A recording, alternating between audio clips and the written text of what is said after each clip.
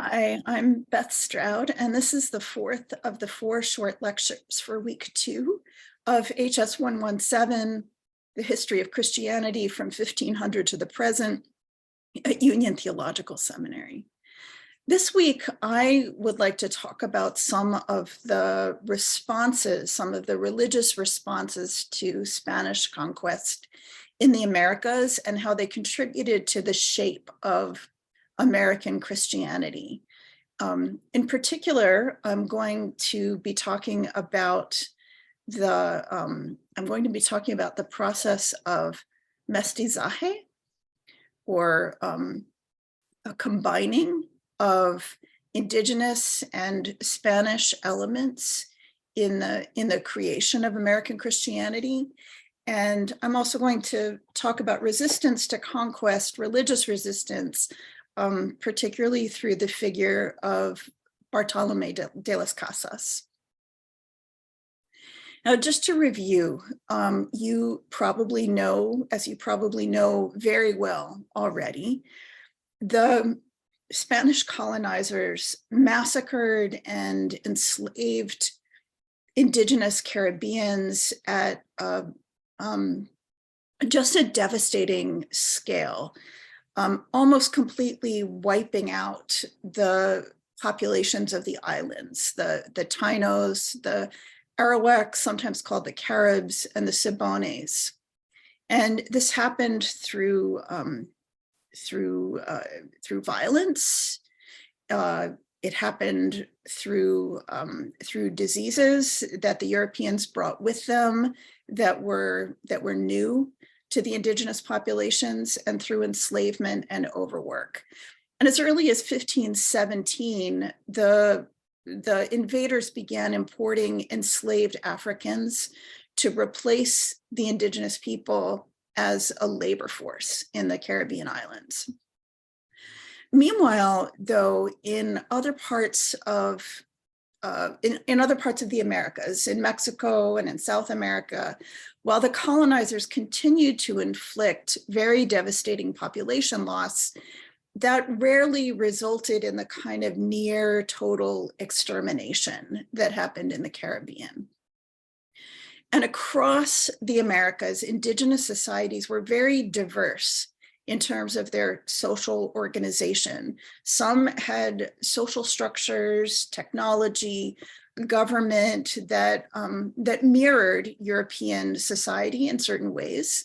Others were quite different, and these societies resisted or accommodated the invaders in a wide variety of ways. And the term mestizaje is a useful and important one for thinking about the relationship between Christianity and indigenous American culture.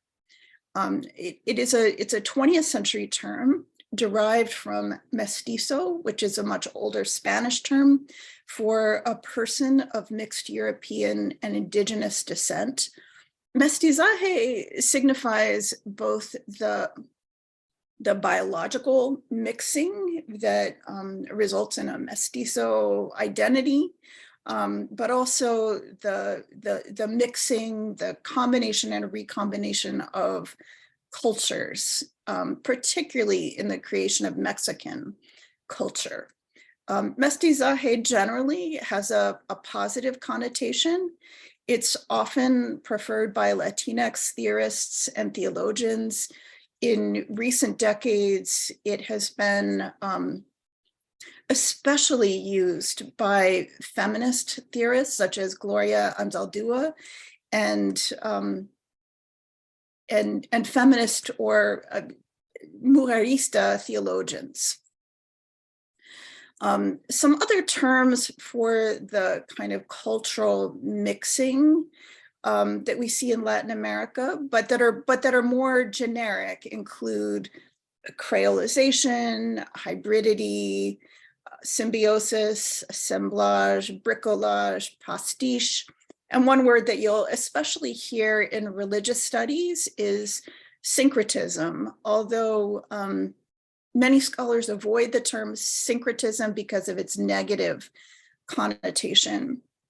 if you remember last week, I spoke about the combination of elements of indigenous Congolese religion and Christianity in the development of a Congolese Christianity. This is a similar kind of process. And I'm really just I'm gonna discuss one important example of this mestizaje in Latin America. And this is the Cristo Aparecido de Totolapan. And in this image, you see a very old crucifix, a crucifix that dates from the 16th century. And its origins are somewhat shrouded in myth and legend, but according to testimony, an unknown Indian who said he had come from Mexico City delivered this crucifix to a Spanish Augustinian friar in Totolapan in 1543 and then disappeared. And the friar, Fray Antonio de Roa, used this Cristo for catechesis. He used it for the religious education of Indians who had already been baptized. And de Roa had been praying for images. He had been praying for images that he could use in his ministry with the Indians. And this Cristo, as you can see, it's made in a European iconographic style. The lightness of the skin, the facial features, the hair suggest a European worldview, but what you can't tell just from looking at it is that this Cristo is made from an indigenous material. It's made from the wood of the maguey or century plant, which was often used in pre-Columbian artwork. And so art historians suggest that this Cristo must be the result of some kind of collaboration between indigenous and European artists. And the Cristo Aparecido is one of many 16th century Mexican Cristos that have similar origin stories. And they inspire as much devotion as the Mexican images of Mary, such as the Virgin of Guadalupe. Some of these, such as the one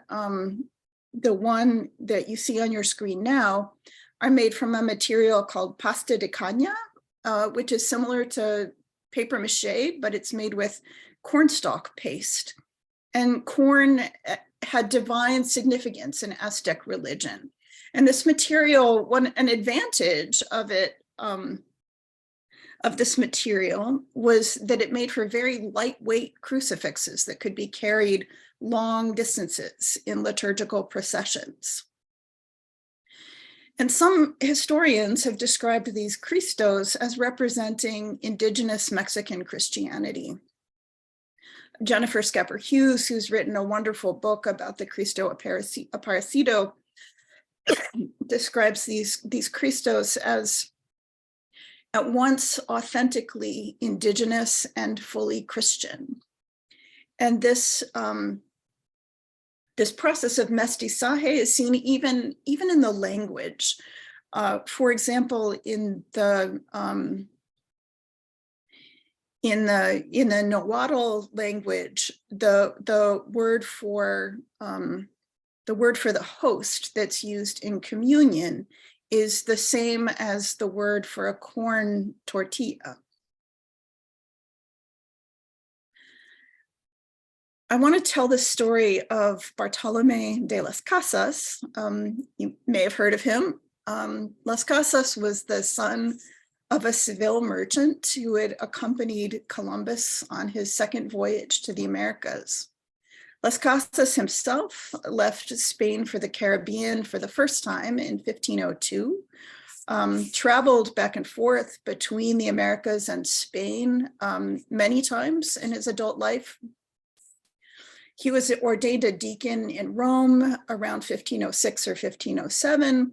And in 1512, he was the first priest ordained in the so-called New World. Early in his career, he held indigenous slaves, but he freed them in 1514, which was about the time he became an outspoken defender of the Indians. He was often called the protector of the Indians. He was, as you might imagine, a thorn in the side of Spanish officials in the Americas. In 1520, he managed to persuade Charles V of the Holy Roman Empire that the Indies should be governed peacefully and that the Indians should be treated with kindness. However, with the great distance between the colonies and Spain, imperial directives often had little effect. As Dr. Cameron said last week, don't assume when you read a constitutional document that the things it says to do were actually carried out. In 1542, Las Casas influenced new laws outlawing Indian slavery and calling for the encomienda system to be gradually phased out. And these laws were not so much followed. Las Casas was the bishop of Chiapas from 1544 to 1550. And in that role, he denied absolution to anyone who refused to free their slaves or pay restitution. And he instructed priests in his diocese to do the same. And he was eventually recalled to Spain in 1547. Las Casas is famous, among other things, for his participation in the Valladolid debates. One of his intellectual opponents was Juan Ginés de Sepúlveda, a prominent Spanish intellectual who defended the cruel treatment of the Indians using just war theory. In 1550, Charles V called on the two men to debate the morality of the conquest.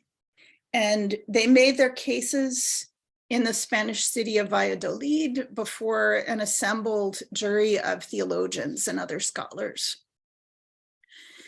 And in these debates, Sepúlveda argued that Indian practices such as human sacrifice and idolatry justified violent suppression, and that some Indians were incapable of governing themselves.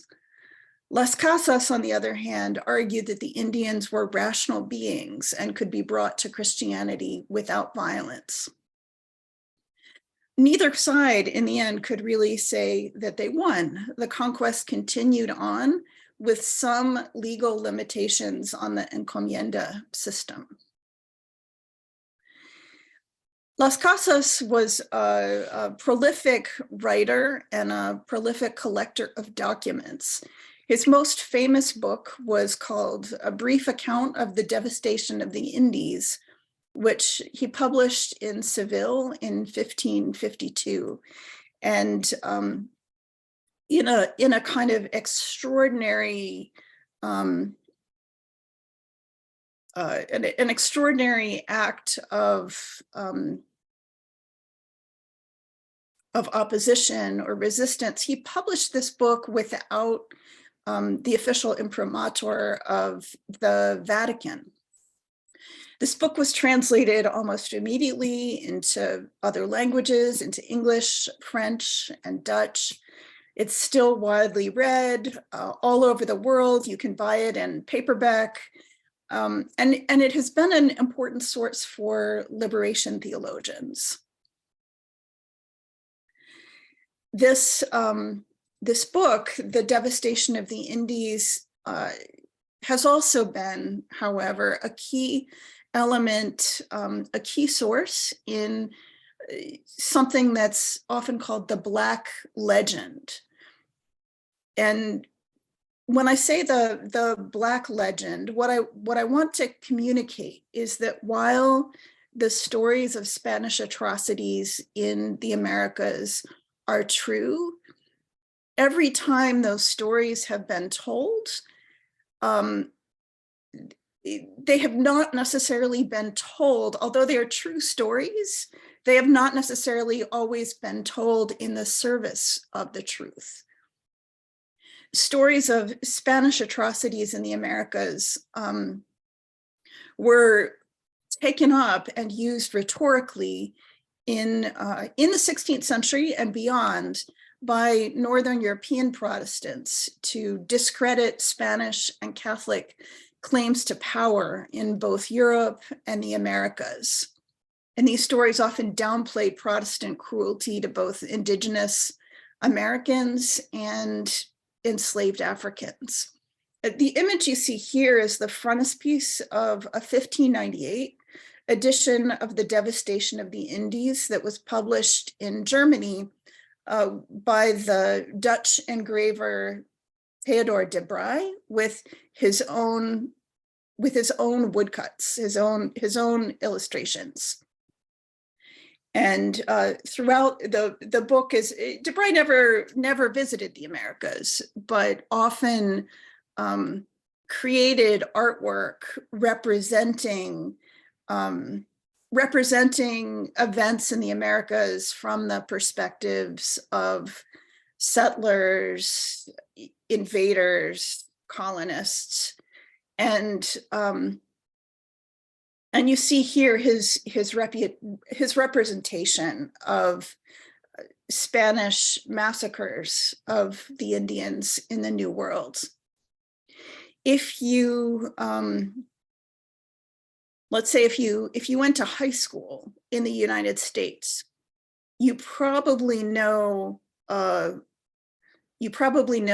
great deal about, well, maybe not a great deal, but you probably know a lot more about Spanish atrocities in the Caribbean and in the Americas in general than you may know about, say, English atrocities in the Caribbean islands. The English were major proponents of slavery in the New World, and those stories are not told as often or as vigorously. So I will leave it there, and I look forward to talking with you about all of this. Thank you.